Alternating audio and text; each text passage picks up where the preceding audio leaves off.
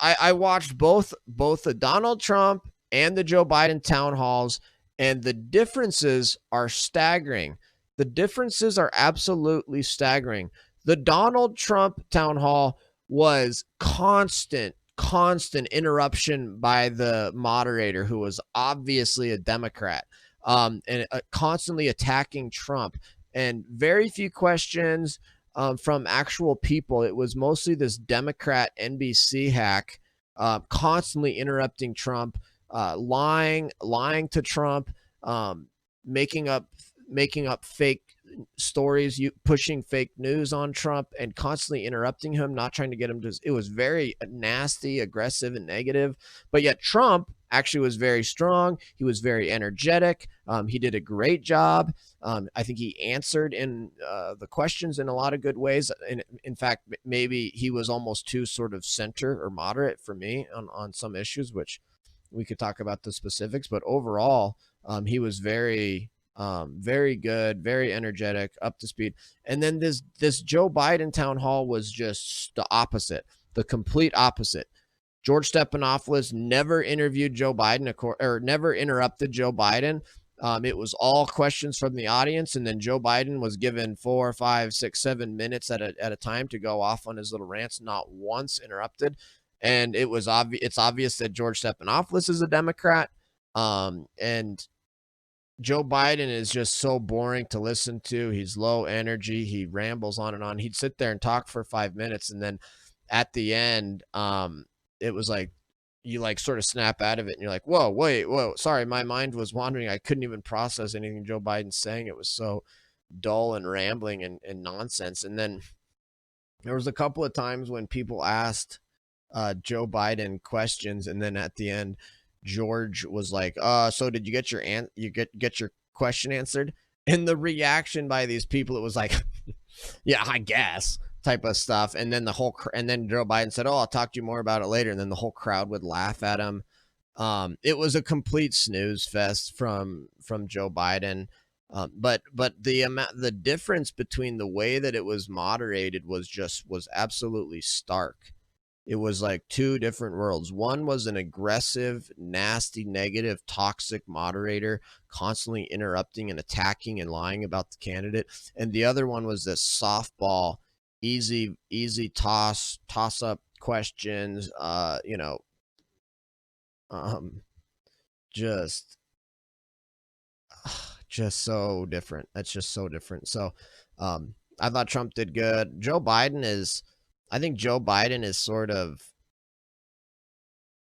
I think he's done a lot better in terms of not coming off as sort of losing it than people have thought. And maybe the Republicans have made a mistake by setting the expectations so low for Joe Biden, because he didn't have any major gaffes. He didn't have any moments where he sort of completely lost his train of thought. There were no moments where he appeared as if he doesn't have the mental acuity or anything to take, but or to be president. But I don't know. I mean, I just thought Joe Biden is just in a really really tough spot, because every all the hard left knows that he's not one of them, and so he's having to try to walk back these positions that he took during the primary, like banning fracking and raising taxes on working Americans to pay for healthcare for illegal aliens, banning guns, all these different things, packing the courts. And now he's in this horrible tough spot where it's like now he doesn't want to completely repudiate those positions, because he needs these radical left voters to actually get out and vote for him. But at the same time, he can't take those positions strong, because it's going to alienate a huge chunk of sort of the independent, moderate American vote. So I don't know. I don't think anybody's excited about Joe Biden. If you watched that entire thing about Joe Biden, you would literally come away saying, "I don't remember anything he said. I literally can't remember anything Joe Biden said. I don't know why he was running. I don't know what he's passionate about. Oh, this is the main thing. This was the main takeaway. Everything Joe Biden said was literally something Donald Trump already did. Like, and people kept asking, what's your plan and what would you have done differently?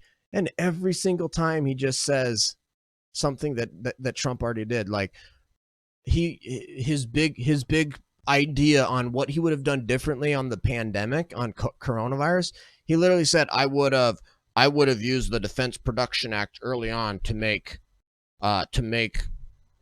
ventilators. And it's like, why are you going to say that that's what you would have done differently when we never ran out of ventilators? We had plenty of ventilators. Like, what good would it have done to make more ventilators back in March and April? Because we got more ventilators than we know what to do with. We're literally having to give ventilators away. We got a surplus. We got mass amounts of ventilators we're never going to use. Why would you have made more ventilators back in March and April and May? What a dumb idea. Every single person in this country who needed a ventilator got a ventilator. What good would it have done to make more ventilators? And it was just like, it was stuff like that over and over and over again. It just doesn't make any sense whatsoever. His ideas. And then he's talking about, oh, we should, I would use animal feces to make fertilizer, and all these things. It's like, it's already happening. Not a single new idea, not an interesting idea whatsoever. Meanwhile, if you walk away from the Trump town hall, you actually know where Trump is going. You actually know what Trump's ideas are. You know that Trump has strong ideas on trade. He has strong ideas on the economy. He has strong ideas on the military, immigration, taxes. Trump has all these good ideas on judges and justices, and you can actually walk away with it. But I think more importantly, you walk away from that Trump town hall and you're just like, whoa, the media is so fake. What is wrong with that? What was wrong with that moderator, Samantha Guthrie or whatever her name was? Just a clear Democrat hack, just an obvious partisan hack. And so that's, and Trump knew that's what he was going into. Trump tweeted out earlier today that he's going into a rigged town hall with fake news NBC. And it's obvious that that's what it was. And so I think every time people see these situations where Trump is interacting with the Democrats and the media, it just destroys the credibility of the media even more and more and more, because there's just so much lies and so much misinformation. So I don't think any of this matters, to be honest with you.